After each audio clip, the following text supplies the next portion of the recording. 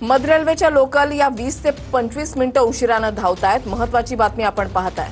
कल्याण ठाण्यावरून मुंबईकडे येणारी रेल्वे ही वाहतूक ही संथ गतीने सध्या सुरू आहे। मध्य रेल्वेच्या लोकल या 20 ते 25 मिनिटं उशिराने धावतायत। सकाळच्या वेळेला 10 ते 15 मिनिटं लोकल या उशिराने धावत होत्या, मात्र आता ही वेळ वाढलेली आहे।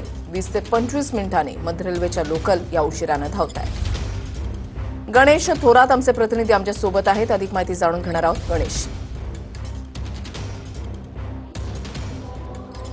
ऋषाली, पाहायला गेलं सकाळपासूनच मध्य रेल्वेमध्ये ते वेळापत्रकामध्ये उशिराने धावताना आपल्याला पाहायला मिळत होतं रेल्वे। त्यामुळे ज्या रेल्वे प्रवाशांना मोठ्या प्रमाणात त्रास या ठिकाणी मुंबईकडे जाण्यासाठी होत होता।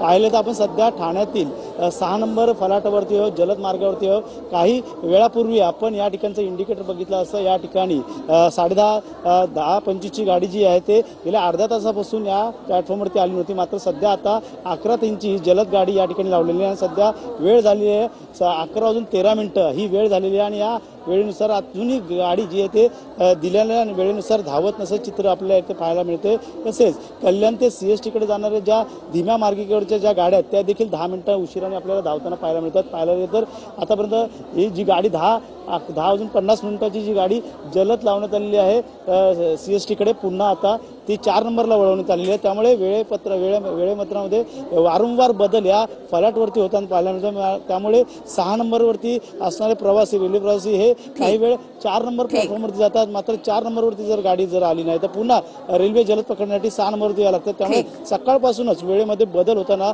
या फलाटवरती दिसून येते। त्यामुळे नक्कीच आणि याचा मनस्ताप जो आहे तो नोकरदार वर्गाला होताना दिसतोय। धन्यवाद गणेश दिलेल्या सविस्तर माहितीसाठी।